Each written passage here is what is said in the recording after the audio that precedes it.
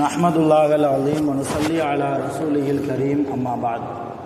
அன்பான பெரியோர்களே, ஜமாத்தார்களே, அல்லாஹ்வின் கிருபையால் ஃபஜ்ருடைய தொழுகையை இமாம் ஜமாஅத்தோடு தொழுதுவிட்டு குர்ஆனுடைய விளக்கங்களை தெரிந்து கொள்வதற்காக நாம் எல்லாம் அமர்ந்திருக்கிறோம். ரப்பு சுப்ஹானஹு வ தஆலா நம்முடைய எல்லா அமல்களையும் பரிபூரணமாக குறையில்லாமல் நிறைவாக கபூல் செய்வானாக. ஆமீன்.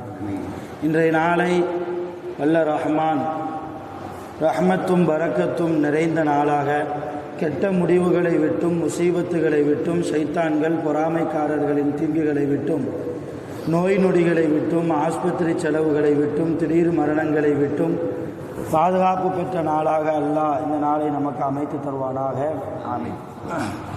சங்கையான பெரியோர்களே, அரஐத்தல்லதி என்கிற சூரா, இந்த சூறாவில் அல்லாஹ்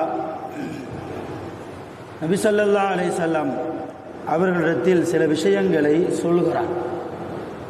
அரஐத்தல்லதி யுகذிபு பித்தீன், நபியே, கியாமத் நாளை பொய்ப்படுத்துகிற மனிதனை நீங்கள் பார்த்திருக்கிறீர்களா? கியாமத் நாளை பொய்ப்படுத்தக்கூடிய மனிதனை நீங்கள் பார்த்திருக்கிறீர்களா என்ற கேள்வியோடு அல்லாஹ் இந்த சூறாவை ஆரம்பிக்கிறார். கியாமத் நாளை யார் பொய்ப்படுத்துவார்? கியாமத் நாள் என்பது ஒன்று உண்டு என்பதை மறுக்கக்கூடியவர்கள் ரெண்டு வகை. ஒரு சாரார், ஒரு பிரிவினர் நேரடியாகவே மறுப்பார்கள். மௌத்துக்கு பின்னால் வேற வாழ்க்கை இல்லை, கபருடைய வாழ்க்கை இல்லை, உடலில் இருந்து உயிர் பிரிந்ததற்கு பின்னால் எந்த ஒரு வாழ்க்கையும் கிடையாது, எந்த ஒரு உலகத்துக்கும் மறுபடியும் நாம் போவது கிடையாது என்றெல்லாம் சொல்லி நேரடியாக மறுமை நாளை மறுக்கக்கூடிய ஒரு கூட்டம். இரண்டாவது கூட்டத்தார்கள் மறுமை நாள் உண்டு என்று உதட்டளவில் பேசுவார்கள், ஆனால் அதற்கான தயாரிப்பு இல்லாமல் வாழ்வார்கள். உதட்டளவில் மறுமையை பயந்து கொள்ளுங்கள், மறுமையை பற்றி சிந்தனை வையுங்கள், மறுமையில் அல்லாஹ் அதை செய்வான் இதை செய்வான் என்றெல்லாம் பேசுவார்கள், ஆனால் தங்கள் வாழ்க்கையில் இருக்காது.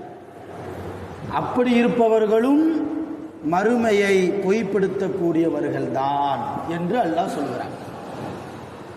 இன்னும் விளக்கமாக அல்லாஹ் அடுத்தடுத்த ஆயத்தில் அரஐத்தல்லதி யுகذிபு பித்தீன், நபியே, கியாமத் நாளை பொய்ப்படுத்தக்கூடிய மனிதனை நீங்கள் பார்த்திருக்கிறீர்களா? கேட்டுவிட்டு இரண்டாவது ஆயத்தில் அவர்கள் யார் தெரியுமா என்பதையும் சொல்கிறார். ஃபதாலிகல்லதி, கியாமத் நாளை பொய்ப்படுத்துபவன் யார் தெரியுமா? அவன் எப்படிப்பட்டவன் தெரியுமா? யதுஉல் யதீம், அனாதைகளை கண்டால் விரட்டுவான். தாய் தகப்பனை இழந்த, பெற்றோர்களை இழந்த அனாதைகளை பார்த்தால் அன்போடு, அரவணைப்போடு, பாசத்தோடு, ஒரு பரிவோடு, ஒரு இரக்கத்தோடு அவர்களை பார்க்க சொல்கிறது மார்க்கம். ரசூலுல்லாஹ் சொன்னாங்க, தாய் தகப்பன்களை இழந்த அனாதை பிள்ளைகளுடைய தலையை தடவி கொடுத்தாலும் கூட உனக்கு சதக்கா செய்த நன்மை கிடைக்கும். அன்போடு பாசத்தோடு உங்கள் கைகளால் அவர்களுடைய தலையை தடவி கொடுத்தால் கூட தர்மம் செய்த நன்மை அல்லாஹ் தருவான் என்றார்கள் நபிகள் நாயகம் ஸல்லல்லாஹு அலைஹி வஸல்லம். இப்போ அனாதைகளை ஆதரிக்காதவன், யாராவது தாய் தகப்பனை இழந்த பிள்ளைகள், அது பிள்ளைகளாக இருந்தாலும் சரி, குழந்தைகளாக இருந்தாலும் சரி, பெரியவர்களாக இருந்தாலும் சரி, தாய் தகப்பன்களை இழந்தவர்கள் அனாதைகள். அவர்கள் நம் வீடு வாசலை தேடி உதவி என்று கேட்டு வந்து நிற்பார்களே, ஆனால் நம்மிடத்தில் இருக்கக்கூடியவைகளில் ஏதாவது கொஞ்சத்தை கொடுத்து அவர்களை திருப்பி அனுப்ப வேண்டுமே தவிர, வேற இடம் பாரு, வீட்டில் ஆள் இல்லை, அப்போ நீ யாரு? வீட்டில் இருந்துக்கிட்டே வீட்டில் ஆள் இல்லை, நிறைய இருக்கும், சாப்பிட்றதுக்கு சாப்பாடு இருக்கும், உடுத்துவதற்கு தேவைக்கு அதிகமாகவே எல்லாம் இருக்கும். ஏதாவது கேட்பாங்க வந்து அனாதைகள், ஏதாவது துணிமணி இருந்தால் கொடுங்க, சாப்பாடு இருந்தால் தாங்க, ஏதாவது செலவுக்கு ஒரு சாயா டீ குடிக்கிறதுக்காவது காசு தாங்க. இருந்தும் கூட இல்லை என்று நாம் விரட்டினால் கியாமத்தை நாம் பொய்ப்படுத்திய கூட்டம். அல்லாஹ் பாதுகாக்க வேண்டும். இரண்டாவதாக அல்லாஹ் சொல்கிறான், வலா யஹுல்லு அலா தஆமில் மிஸ்கீன், ஏழைகளுக்கு உணவு கொடுப்பதின் மீது அவன் தூண்ட மாட்டான். கியாமத்தை பொய்ப்படுத்துவனுடைய அடையாளத்தை அல்லாஹ் சொல்கிறான். முதலாவது அடையாளம், அனாதைகளை கண்டால் விரட்டுவார். இரண்டாவது, வலா யஹுல்லு அலா தஆமில் மிஸ்கீன், ஏழைகளுக்கு, மிஸ்கீன் என்றால் ஏழைகள், ஏழைகளுக்கு, தேவை உடையவர்களுக்கு உணவு கொடுப்பதின் மீது தூண்ட மாட்டான். நிறைய செல்வம் இருக்கும் நண்பருக்கு, நிறைய பேங்க் பேலன்ஸ் இருக்கும், ஏதாவது செய்யணும்னு நினைக்கிறார், மகளுக்கு கல்யாணம் வச்சிருக்கிறார் அல்லது மகனுக்கு திருமணம் வச்சிருக்கிறார், ஏதாவது ஒரு நல்ல காரியம் வீட்டில் நடக்கும். நண்பனாக இருந்து நாம் என்ன செய்யணும் தெரியுமா? 10 ஏழைக்கு சாப்பாடு கொடுப்பான்னு சொல்லி தூண்டணும். 20 லட்சம் 30 லட்சத்திற்கெல்லாம் திருமணங்களை ஆடம்பரமாக நடத்தக்கூடிய முஸ்லிம் சமூகம் நம்முடைய சமூகம். இன்றைக்கு அல்லாஹ் விரும்பாத திருமணமாக, ரசூலுல்லாஹ் விரும்பாத திருமண நிகழ்வாக இன்றைக்கு நம்முடைய திருமண நிகழ்வுகள் அரங்கேறி கொண்டிருக்கிறது. ஒன்று சொல்லவா? யாரும் கோச்சுக்கிட வேண்டாம், ஆலிம் என்பதால் சொல்ல வேண்டிய கடமை எனக்கு இருக்கிறது, அதனால் நான் சொல்லுகிறேன். இன்னைக்கு பரவலாக போச்சு ஒரு பழக்கம். ஈஜாப் கபூல் பண்ணி முடித்ததுக்கு அப்புறம், கல்யாணம் செஞ்சு முடித்ததுக்கு அப்புறம் மண்டபத்தில் மாப்பிள்ளையும் பொண்ணையும் ஒன்றா நிற்க வைக்கிறாங்க. ஊரில் பழக்கம் இருக்கா இல்லையா? அப்படி நிற்க வைப்பது ஹராம். அந்த பெண் நிற்பது தன் கணவன் பக்கத்தில் தான். கணவன் பக்கத்தில் நிற்கலாம், கணவன் கரத்தை பிடிக்கலாம், கணவனோடு பேசலாம், அது ஹலால். ஆனால் அந்த சபையில் கணவன், தன்னை பெற்றவர்கள், தனக்கு மகரமாக இருக்கக்கூடிய ஆண்களை தவிர அந்நிய ஆண்கள் எல்லாம் இருக்கக்கூடிய சபையில் ஒரு பெண் தன்னை அழகுபடுத்தி கொண்டு பிற ஆண்களுக்கு மத்தியில் வந்து நிற்பது பச்சை ஹராம். வேற வார்த்தையில் சொல்வதாக இருந்தால் வேற மாதிரி அர்த்தம். அல்லாஹ் பாதுகாக்க வேண்டும். புள்ள வயசுக்கு வந்ததுல இருந்து திருமணம் முடிச்சு அடுத்தவன் கையில் ஒப்படைக்கிற வரைக்கும் ஹாஜியார் வீட்டுக்குள்ளேயே வச்சு வளர்க்குறார் இல்லையா? வெளியே போகும்போது புர்கா, ஃபேஸ் கவர், யாரும் பிள்ளைய பாத்திரக்கூடாது, இஸ்லாமிய முறைப்படி வெளியே போக வைக்கிறார், எல்லாம் ஓகே. திருமணம் முடிச்சதற்கு பின்னால் அந்நிய ஆண்கள் எல்லாம் இருக்கக்கூடிய சபையில் நம்முடைய மகளை கொண்டு வந்து நிப்பாட்டுகிறோமே, எந்த அடிப்படையில் இது கூடும்? நலுங்கு வைக்கிறோம். நம்முடைய ஊரில் சில ஊரில் மாலை பாத்தியான்னு சொல்லுவாங்க, எங்கள் ஊர்லலாம் மாலை பாத்தியா. மதிய நேரத்தில் நாளைக்கு நிக்காகனா இன்னைக்கு ஒரு யாசின் ஓதி துவா செஞ்சு நிக்காக எந்த சிரமம் இல்லாமல் நடக்கணும் என்பதற்காக துவா செய்வாங்க. அது இந்த ஒக்கூரில் நலுங்கு என்று பெயரில் நடைபெறுகிறது, அல்ஹம்துலில்லாஹ் தான். ஆனால் மாப்பிள்ளைக்கு வாயில் மாதுளம்பழத்தை கொடுக்குறோமா இல்லையா, அல்லது சர்க்கரையை கொடுக்குறோமா இல்லையா? ஆண்கள் கொடுக்கலாம், பெண்கள் கொடுக்கலாமா? தன் தாயை தவிர, அந்த மாப்பிள்ளையினுடைய தாயை தவிர, மாப்பிள்ளையினுடைய சகோதரியை தவிர வேறு யாரும் கொடுக்கக்கூடாது. மகரமியத்தான மாப்பிள்ளையினுடைய இரத்தபந்த உறவுகளை தவிர மற்ற பெண்கள் யாரும் அந்த மாப்பிள்ளையை பார்ப்பதே ஹராம். அதே போன்றுதான் பொண்ணுக்கும். பொண்ணுக்கு நலங்கு வைக்கிறோம், பெண்கள் வந்து எல்லாம் கொடுக்கலாம். ஆனால் ஆண்கள் எந்த முறையில் போய் நம்ம கொடுக்குறோம் கொஞ்சம் யோசிச்சு பாருங்க. என்னதான் பேத்தியாக இருந்தாலும், கொள்ளு பேத்தியாக இருந்தாலும், எல்லா மனிதர்களுடைய பார்வையும் இன்றைக்கு ஒரே மாதிரியாக இருக்கிறதா? கொஞ்சம் யோசிங்க. எப்போதான் வாய்ப்பு கிடைக்கும் ஷைத்தான் இந்த மனுஷனை எப்படியாவது கெடுத்துடலாமா என்று நோட்டமிட்டு கொண்டே இருக்கிறான். நம்மை ஷைத்தானுக்கு வழிவிட்டு நாம் நம்முடைய செயல்பாடுகளை ஆக்குகிறோம். இன்றைக்கு சொல்கிறேன், இது வரைக்கும் தெரியாமல் செய்திருக்கலாம், அல்லாஹ் மன்னிப்பான். ஆனால் இனிமேல் நம்ம ஊரில் எந்த நலங்காக இருந்தாலும் சரி, எந்த நிக்காக இருந்தாலும் சரி, ஜமாத்தார்கள் இதற்கு முழுமையாக ஒத்துழைப்பு தர வேண்டும். கண்டிப்பாக அல்லாஹ் அதற்குண்டான எல்லா உதவியும் செய்வான் இன்ஷா அல்லாஹு தஆலா. எந்த நிக்காக வந்தாலும் மாப்பிள்ளையையும் பெண்ணையும் மேடையில் ஏற்றாதீர்கள், அது வேண்டாம். மாப்பிள்ளை பொண்ணை பார்க்கணும்னு நினைக்கிறவங்க வீட்டில் போய் பார்க்கட்டும். அந்த நேரத்தில் கூட அந்நிய பெண்ணாக இருந்தால் மாப்பிள்ளை முன்னாடி வரக்கூடாது. மாப்பிள்ளை என்று என்பதல்ல, எந்த ஆம்பளைக்கும் முன்னால் வரக்கூடாது. அது மாதிரி அந்நிய ஆண் வருவதாக இருந்தால் எந்த பெண்ணும் முன்னால் வரக்கூடாது. எந்த நலங்கு ஃபங்க்ஷனாக இருந்தாலும் சரி, அந்நிய பெண்ணுக்கு நம்முடைய கரங்களால் எப்படி, எந்த மார்க்கம் நமக்கு அனுமதி கொடுத்தது ஒன்று தெரியுமா?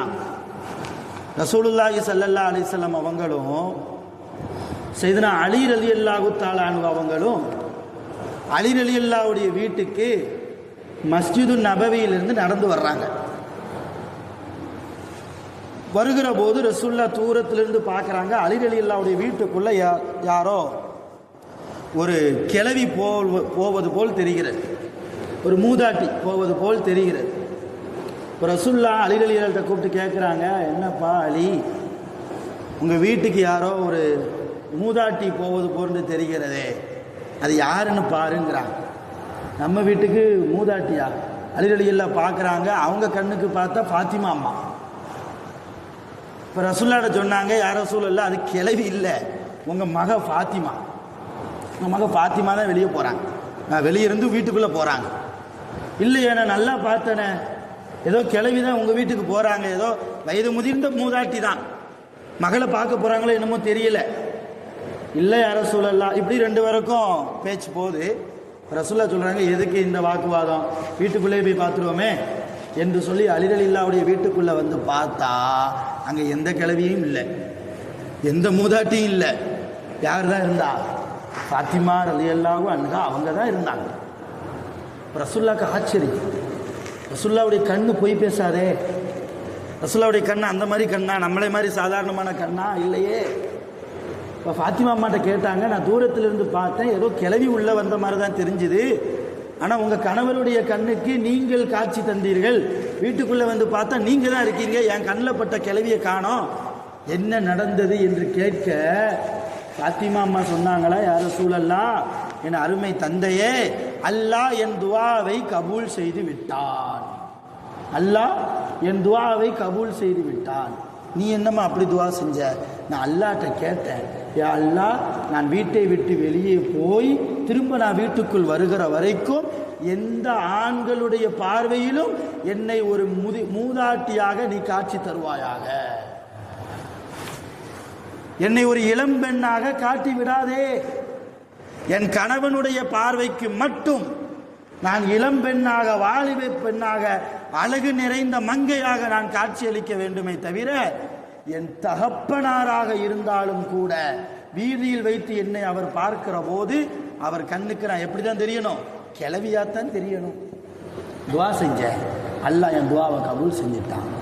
ரசூலுல்லாஹ் பெருமைப்பட்டாங்க, எப்படிப்பட்ட குழந்தையை நாம் வளர்த்திருக்கிறோம், அதனால தான் ஃபாத்திமா அம்மா சுவனத்து தலைவி. சாதாரணமாக அந்த அந்தஸ்து அவங்களுக்கு கிடைக்கல. சுவனத்து தலைவினா சாதாரணமான போஸ்டா அது? இன்றைக்கு நம்ம பெண் குழந்தைகள் அப்படி வளர்க்கிறோமா? கல்யாணம் முடிக்கிற வரைக்கும் வளர்க்குறோம். கல்யாணம் முடித்து ஒரு நல்ல நிக்காகு, நல்ல ரசூலுல்லாஹ்வுடைய மேலான ஒரு சுன்னத்தை அங்கே நிறைவேற்றி கொடுத்ததற்கு பின்னால் அடுத்த செகண்டே ஹராமான காரியத்துக்கு போகிறோமே, அந்நிய ஆண்கள் பார்க்கிற வகையில் கொண்டு வந்து நிப்பாட்ட வைக்கிறோமே. ஃபாத்திமா அம்மா தகப்பனார் வீதியில் பார்க்கிற போதும் கூட மூதாட்டியாக காட்சி தரணும் ரப்பே என்று துவா செய்தார்கள் என்றால், நம்ம குழந்தைகள்லாம் எப்படி ஃபாத்திமா அம்மாவுடைய வாரிசில் வரணுமா, அல்லது அபூலகபுடைய பொண்டாட்டி வகையறாவில் வரணுமா? யோசிங்க. சொர்க்கத்து தலைவிக்கு பின்னால் நம்ம பெண் பிள்ளைகள் போகணுமா, அல்லது நரகத்து வாசிகளுடைய பெண்களுடைய பட்டியலில் நம்ம பிள்ளைகள் இருக்கணுமா? நம்ம தான் காரணம். அல்லாஹ் நம்மிடத்தில் கேட்பா, சும்மா ஊர் வழக்கம், அதனால் நம்ம செய்கிறோம். அல்லாஹ் அப்படி போய் பதில் சொல்ல முடியுமா? ஏன்பா இந்த மாதிரி ஹராமான காரியத்தை செஞ்ச, அந்நிய பெண்ணுக்கு ஏன்பா மாதுளம்பழத்தை ஊட்டுன, யா அல்லாஹ் எங்கள் ஒக்கூர் வழக்கம், அல்லாஹ் விட்டுருவானா? மார்க்கம் எல்லோருக்கும் சமம். ஒக்கூரில் இருந்தாலும் சரி, மக்காவில் இருந்தாலும் சரி, மதீனாவில் இருக்கிறவங்களுக்கும் ஒரு சாதாரண கிராமத்தில் இருப்பவர்களுக்கும் ஒரே சட்டம்தான். அவர்களுக்கும் குர்ஆன், நமக்கும் குர்ஆன். அவர்களுக்கும் தீன் ஒரே தீன் தான், நமக்கும் ஒரே தீன். அவர்களுக்கும் ஒரே அல்லாஹ், நமக்கும் ஒரே அல்லாஹ். அவர்களுக்கும் முஹம்மது ரசூலுல்லாஹ், நமக்கும் முஹம்மது ரசூலுல்லாஹ். எந்த காலகட்டத்திலும் நம்முடைய ஷரியத்தை நாம் விட்டு கொடுக்க கூடாது. நமக்கென்று ஒரு கோட்பாடு இருக்கிறது. இஸ்லாமிய ஆண்கள் என்றால் இப்படித்தான் நடப்பாங்க, இஸ்லாமிய பெண்கள் என்றால் இப்படித்தான் இருப்பாங்க என்கிற ஒரு வரைமுறையை தாண்டி இன்றைக்கு நாம் போகிறோம். சரி, ஹைர், அல்ஹம்துலில்லாஹ். இனி வரக்கூடிய காலகட்டங்களில் நாம் நம்மை மாற்றிக்கொள்வோம். அராய்த்தல்லதி சூரா, இது போன்ற நிறைய படிப்பினைகளை தரக்கூடிய சூரா இன்ஷா அல்லாஹு தாலா 4வது ஆயத்திலிருந்து நாளை நாம் பேசுவோம். வல்ல ரஹ்மான் அவனால் அருள் செய்யப்பட்ட சமூகமாக, ஷரியத்தை மீறாத சமூகமாக நம் அனைவர்களையும் அல்லாஹ் ஆக்கி அருள் புரிவானாக.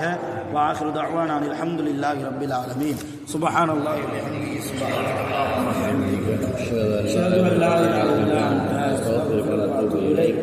ஆமீன். சுப்ஹான ரப்பிக ரப்பில் இஸ்ஸத்தி அம்மா யசிஃபூன், வ ஸலாமுன் அலல் முர்ஸலீன், வல்ஹம்துலில்லாஹி ரப்பில் ஆலமீன். ஸல்லல்லாஹு அலா முஹம்மத் ஸல்லல்லாஹு அலைஹி வஸல்லம், ஸல்லல்லாஹு அலா முஹம்மத் ஸல்லல்லாஹு அலைஹி வஸல்லம், ஸல்லல்லாஹு அலா முஹம்மத் ஸல்லல்லாஹு அலைஹி வஸல்லம்.